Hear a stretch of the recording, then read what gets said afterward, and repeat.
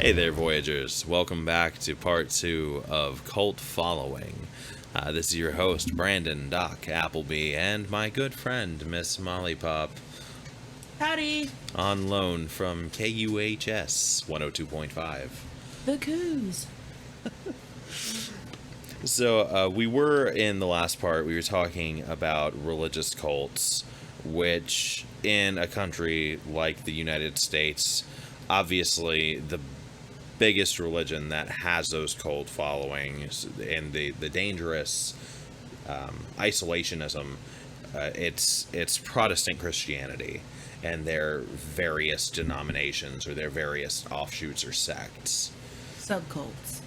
Sub, not a subculture,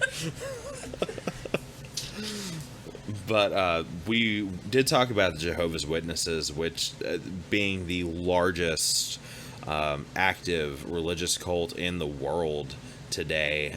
There's so much to talk about, but there's a lot more, and not just Christianity. But before we move on from that, another one I do want to speak about is the Church of the Fundamental Latter-day Saints, which was a splinter group from Mormonism. And Mormonism started in the 1820s and 1830s. It was started by Joseph Smith, who had supposedly received a series of visions from God about how Christianity was meant to proceed and develop in the New World, or what the United States was at that point in time. The Fundamental Latter-day Saints group, they split from the mainstream Mormonism, the mainstream Mormon church. The Fundamental Latter-day the Fundamental Latter-day Saints, they split off in 1991. They were formed by a group of people who had been excommunicated from the Mormon church. They openly embrace polygamy. They also have been, rightfully so, accused of polygamy, bigamy, incest, rampant racism, abandonment of teenage members who supposedly violated the tenets of this radical group. And then there was also some child abuse allegations that were found out to be true. And the group was initially, for the better part of their existence, was headed by Rulon Jeffs, and he was sent to prison in 2007 due to numerous crimes. Officially, Rulon Jeffs is still the de facto leader of the Fundamental Church of Latter-day Saints, which is kind of terrifying. But there's been a lot of internal squabble and power grabs and things like that since his incarceration. So another less popular cult that I want to talk about that's still active today, they're active in over 100 countries. They're called the Ikankar. And they're a non-profit religion. They kind of bounced around after being founded in 1965 by Paul Twitchell. They settled in Minneapolis, Minnesota, where they still have today their headquarters. And so, like a lot of other New Age religions, the Ikankar, it's a grab bag of mysticism, Eastern philosophy, so Hinduism, Buddhism, meditation, and essentially appropriated and embellished iconography. And members claim that the group supposedly has ancient roots going back like thousands and thousands of years. But it's ultimately, it's kind of like Wicca, right? It's Joseph Gardner, right, was the modern day founder of what we know as Wicca today. They claim it has ancient roots, but really it's just kind of a grab bag of other shit that he appropriated from other occult groups. Including, and don't know if you know this, and this is going to make a lot of you mad, a lot of the like calling of the corners and things like that are associated with Wicca a lot of the elements of their rituals and their ceremonies, it was hijacked from Thelema and Aleister Crowley, who also appropriated a lot of his ceremonial magic from the Golden Dawn. And we're going to get into that later, just, a little later on, talk about actual magical orders. But despite the Ikankar, they claim to be a non-profit group. They sell Twitchell's books and his publications that he wrote while he was alive for a pretty substantial profit. And I'm not sure if they have tax exempt status. They've been the target of criticism because their leader, that is supposedly their spiritual leader, also acts as a CEO for their organization that makes money. I say they're a grab bag of mysticism. One of their big things is they talk about like astral travel. They supposedly they think they can separate their souls from their bodies and directly commune with God. And they also believe that their founder, Paul Twitchell, is a prophet akin to the Christ, or to Buddha, or to Muhammad. And there's actually, I've seen some of their material, and supposedly after Paul Twitchell, their founder, the current CEO is regarded as the next incarnation of that divine prophet. Which, I mean, he's the guy who stands to gain all the money and all the power and all the influence from the entire organization, and I'm sure that's totally legit, right? In these situations, kind of like the Ikankar, you see this recurring trope or this recurring theme of you have the charismatic leadership. It's essential to the gurus the term, yeah. to recruit and retain members. They have to have that approachability. I guess what's the word I'm looking for? They have to be affable, but they have to seem wise, but also humble in some degree. Normally, that's not always the case. Relatable, but still higher than thou.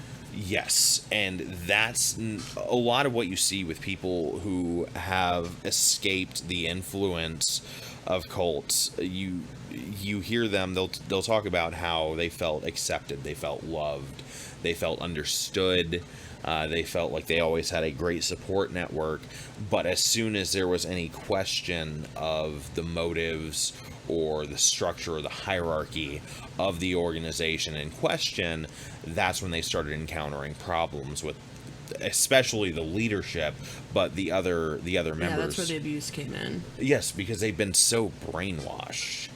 Very excellent word for that. Yeah.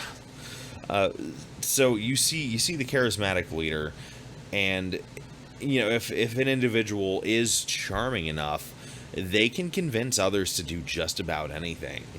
And one of the best examples of that in American history or United States history is the Manson quote-unquote family, headed by Charles Manson, who has just recently died. It was how long? 3 years? In 2017. Okay. So Manson died. He died in prison, right? He wasn't actually executed. No, he was actually let go. Like, served time and then... He was released? I believe so, yeah. What the fuck? I'm pretty sure. Mason has been released from prison and relocated to Los Angeles, where he gained a social foothold in the community as a musician and spiritual guru. No, yeah, but that was like back in the actual, like the yeah. late 60s. Yeah, okay. So, yeah, no, so, Because didn't he have, like, several wives, too? Or he had, like, one official, like, prison wife, and then the others were just followers. He had followers. He was very much about using and abusing the whole free love hippie thing of the time. So in the late 60s, Charles Manson, as far as I understand, he had been in and out of jail the better part of his life, and he was released in the late 60s, and he moved to Los Angeles, where essentially, as far as I understand, he was homeless. But he was a charming guy. He was able to rub elbows with the right people and get into a certain social standing, and that status that he gained through his charm allowed him to start recruiting people to follow him. He was, after a while, he was seen as a guru or a spiritual leader. And there was a bunch of that, especially on the West Coast in the 60s and 70s. Oh, absolutely. There was a lot of appropriation of Eastern religious practices and philosophy that was people capitalized on. Now, Charles Manson, and if you've spent any time with like true crime documentaries, which I know you have, Yes. you know about this guy. You've heard something about him or his so-called family. Holding Up in a Ghost Town was my favorite. Yeah. Yeah, okay. Yeah, that's actually a cool thing a lot of people don't know is he had it was a ranch where he and his followers they maintained the ranch, they worked it in exchange for free accommodations because the owner of the property was very elderly and just kind of unable to take care of it himself.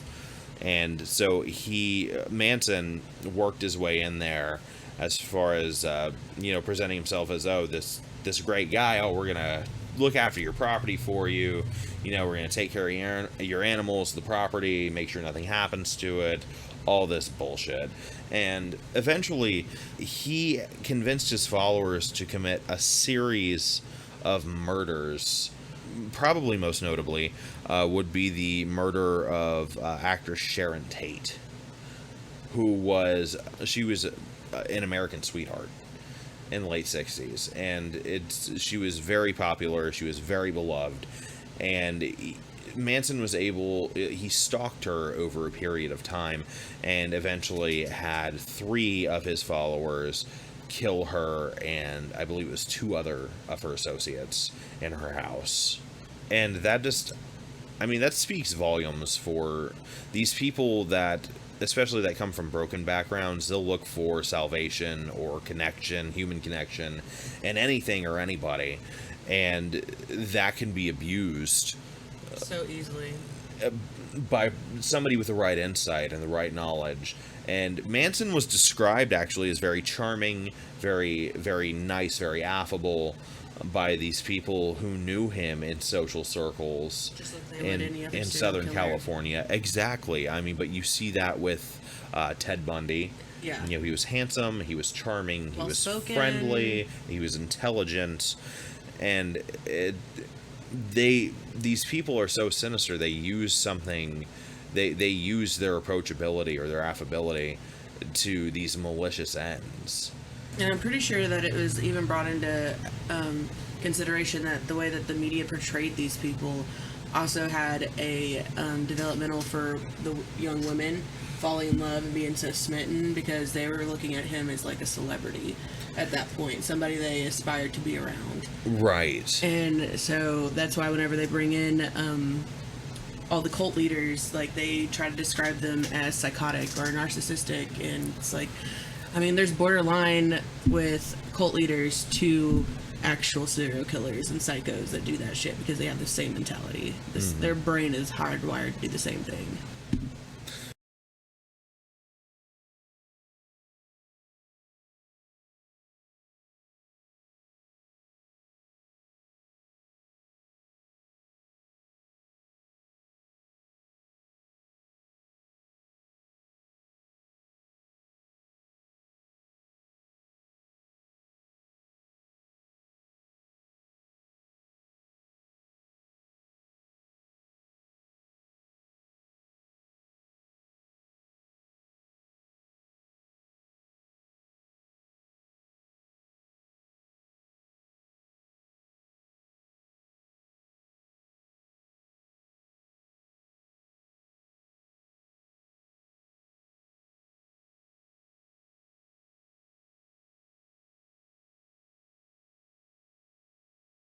So when speaking about the influence of people who are able to recruit and retain members to form an operating cult, something that goes on for a long period of time. We mentioned Charles Manson, but somebody else also of note is going to be Jim Jones, which, if you're not familiar with the specifics of his organization or what they did, don't get me to lie, and neither am I. But He's known as the Kool-Aid Man, at least. I do know that he started essentially a commune in Guyana in South America, and I didn't know that. I did have to look that up to remember exactly where it was. But he convinced over 900 people to engage in a ritualistic mass suicide under the promise of some kind of fabricated salvation that he had dreamt up, that if you do this with me now, we're all going to exit this plane and we'll be transported to paradise, what have you. He wanted the world to think that this was some uniform decision, that they willingly killed themselves for socialism. Yeah, effectively. Wait, is that what it is? Was it a... Oh, wow. Right? Well, so if that was the case, if it was to... If it was... That seems like it's something the CIA would be behind. I mean, it took the government how long to tell us that aliens were real? Protect the idea of the purity of capitalism at all costs. The righteous struggle of the proletariat is as it should be. And Jim Jones was a very warm, inviting person. Like, if you looked at him, like, the first time I saw a photo of him, I immediately thought of, like, a grandparent. Like, somebody that I could trust. No, not at all. Don't sit on that Santa's lap. No. It's even said that apparently you could hear him instructing parents to tell their children that they weren't dying while it was happening. That's crazy. See, and that's the thing, is you have charismatic leadership, but there are different colors of charisma. You have somebody like Jim Jones, or like Ted Bundy or Charles Manson, which of course Ted Bundy not being a cult leader, but he was approachable, he was friendly, he was charming, he was able to draw you in, make you trust him. There are, like I said, there are different flavors of that. You have people like that, and then you have people who make you angry, or can push you to violence, or can stoke hate. And you see that in leaders like Benito Mussolini, or Adolf Hitler, and fully prepared to make some people mad again, or Donald Trump. Somebody, or Boris Johnson in the UK. Somebody who is able to not only ignite the hate or the anger that you may have over some other issue and have you redirect it toward another party, they can also instigate violence and make you feel justified. And we saw an example of that. I would say righteous, not justified. Righteous, yes, exactly. And we saw a big example of that in the what happened at the Capitol on January 6th last year, 2021, when Congress was supposed to affirm the election results from 2020. But we had this massive group of people who have been stirred up with hateful propaganda and conspiracies and misinformation. And these people did what they did in full belief that they were on a righteous crusade to protect quote-unquote freedom, or the idea of what they know as freedom in the United States. You see that in And not to draw too much of a lateral comparison here, you see that with the horrific things that the Nazi Party did in Germany. You see that in the horrific things that the authoritarian government did under Mussolini in Italy. And you also can see that in what's happening today, which, for the record, is the 26th of June, 2022, for those of you listening in the future. And hopefully, by the time you're hearing this, apes have taken over the planet and nature has reclaimed the Earth. But you see what's happening with the Russian invasion of Ukraine, where, as far as I understand, half of these troops were lied to, and the leadership has been brainwashed by Vladimir Putin into doing these horrific things they've done since they've invaded the sovereign nation. And regardless of how you feel politically about Ukraine, as with I would say even the United States invasion of Iraq back in 2003, that in today's modern society, I see no reason for military operations of that scale. I feel like there's room for diplomacy on all fronts. Oh, yeah, absolutely. But that got a little heavy for a minute.